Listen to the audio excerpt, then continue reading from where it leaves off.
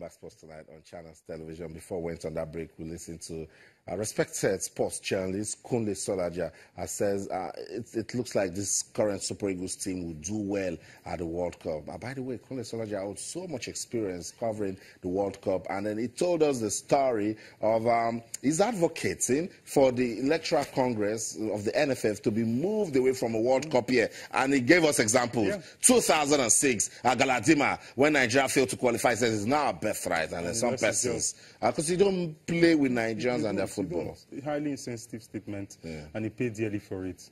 And the idea of moving it a year two, fantastic. If it's possible, it would be very nice. It will give the existing FA chairman the opportunity to really focus on the World Cup. So that even after the World Cup, it will be, everybody will now sit back and reflect. It won't be a knee-jerk reaction, let's get him out, let's get him out. Because we might go to the World Cup, God forbid, and not do very, very well or crash out in the first round, but we'll play quality football. So we want a situation where we'd have enough time, and not just immediately after the World Cup, maybe the next year, to reflect on exactly what went wrong or could have gone wrong, just have enough time to examine the issues before taking rational decision, and not just based on, emotions and crew. So fantastic, point he has raised. Yeah. If it could be implemented, it will go a long way in helping stabilize Nigerian football. That's right, to make a lot of sense, but just going by what he said as regards to Super Eagles of Nigeria, they lost the momentum. They need to get to Russia and sustain it and just continue from where they stopped. Yeah. And thank God, even if we get to meet France, we won't have issues of bonus or even any other thing.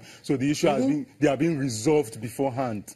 And sometimes, some way, somehow, these permutations just happen, because if you look at it, the odds favors Argentina to top the Group D. So now we know that if we finish second, we're going to meet France. Punish them for what they did to us. In Brazil, you don't let lightning strike twice. Absolutely. I believe our boys will be, if that is the case, our boys will be much more stable psychologically. There won't be any issue of bonus. And the momentum we have now at the moment is really difficult for us to see Nigeria not topping that group, really. No, more serious note. Because I don't think we'll be scared of Argentina. The second person saying this to me in a week. On a more serious note, I don't think that fear factor is off when it comes to Argentina. No. I mean, they've beaten us before. They cannot do more than beating us. Yeah. So, I mean, the Croatians will be the issue. He was on the ground. Fears no fall. And, the momentum is there. And this Argentine team have shown frailties. They've shown weaknesses that if you really, on a good day, we could actually take advantage of those. I see them getting into trouble before they play Nigeria. And they might want to get a big result. They will need a big result against the Super Eagles. But it's full of expectations. We are hopeful, and we have very good reasons to be hopeful. And that's why we have pundits, because everybody will just give their view. So for the second time in this week, I'm hearing that Argentina might just fall against Nigeria. Remember our guest yesterday, professional footballer Ezekiel Henty, says, look, pressure is on Argentina. And they will come with that pressure and put a lot of efforts to the Super Eagles, and then they will even get a red card, and they will lose. Joseph Mukuzi sharing the same confidence. So I don't know. We're here, we're monitoring everything. Let's see what the World Cup will give when it comes. Let's talk about the CAF Awards now. Tomorrow in Accra, the best of African football. We all gather.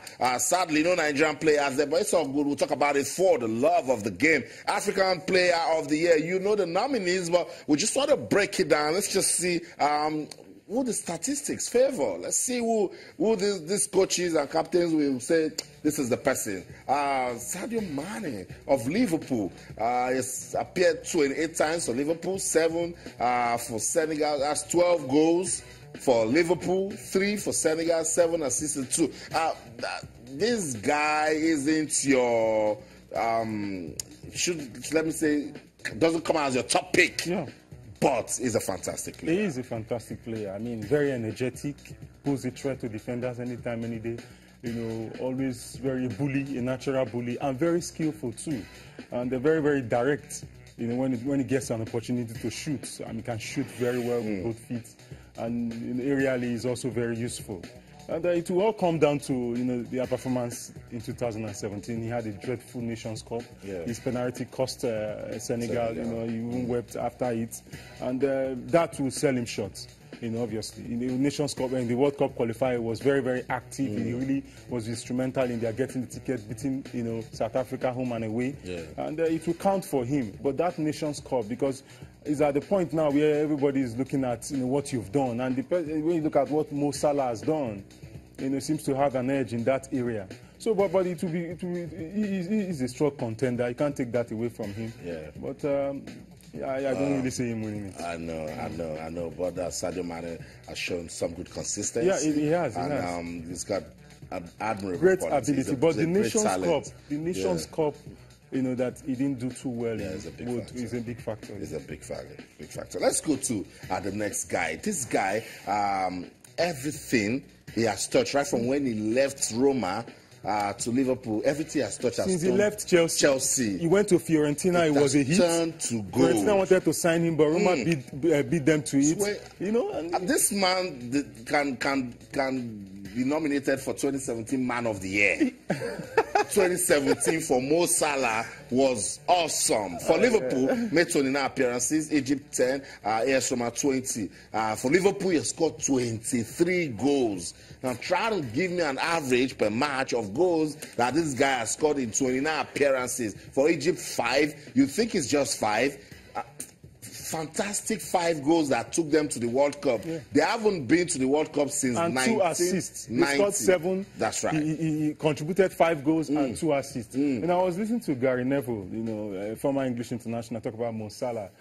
Commentary just after the game with Leicester City. Fantastic 2 goals that he scored. He described him as one of the best in the world. Wow. At the moment, Mo Salah cannot do anything wrong. He's got 23 goals in the Premiership all over since he joined Liverpool, and they was very, very instrumental in their, instrumental so far in Egypt qualifying for the World Cup. Very contributed 5 goals and 2 assists, and also had a fantastic Nations Cup. That's right. Played up to the last game, the final match, against Cameroon, and did quite well. I mean, if you want to really rate his Nations Cup performance, you would say it's far ahead of others.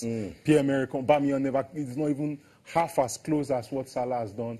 And everything is looking Salah-ish, if I'm to use that word. He's just setting up nicely for him. He's already won the BBC version. Yeah. And right now, it's very difficult to bet against Salah. The world is watching. I mean, if Liverpool is filing and this guy is not there, some Liverpool players will go back home. Because, absolutely. Both Salah... It's been phenomenal for them this season. We've been struggling to get the right adjective to talk about this guy. So is he your winner? Absolutely. I mean, I would pick Salah ahead of Aubameyang. Aubameyang never really had a creditable Nations Cup, in spite of the fact that they were the host. Nothing much to write him about. They didn't qualify for the World Cup. All he did was just Bundesliga. That's right. So let's talk about this guy now, Pierre-Emerick Aubameyang. As one in the Gabonese, yes, and there's something about this guy. Just when you don't want to talk about him, he gives you something to talk about him, and don't forget again. I mean, it's just from small Gabon. He's an enigma. Yeah. You can't hate. If you hate him, his goals, goals don't lie. I mean, he's very, very prolific, very, and even Dortmund are tired of his antics. His eccentricities and his attitude has given them a lot of headache. 1 week they want to sell him, the next week he scores 2 goals. They don't have a replacement for him, and as a result, they've decided to, make do with his eccentricities, his excesses, so long as the goals keep counting. He's one player that. Well, as far as Dortmund is concerned, they don't have his replacement, and he's one of the best strikers. Last season, he was the top goal scorer in the Bundesliga, ahead of Lewandowski. I mean, it tells you what he carries as a football player. Great football player, but had issues at national team level. At a point, he said he wants to pick the games that he would play for his national team. What an insult. And this definitely will sell him short. That's right. At the Nations Cup, he didn't do nothing serious. And apart from club football, at the World Cup qualifier, we saw the way Gabon went, losing games to Ivory Coast at home and even going away to win, but they were highly inconsistent. So you think everybody will just get out tomorrow and say, Mo Salah, take your award and go? It's Mo Salah. Okay, so that's it. So the 3 top contenders for the African Footballer of the Year. So tomorrow, when it's done in Accra, Ghana, we'll be here. We'll tell you everything as it's going down right there.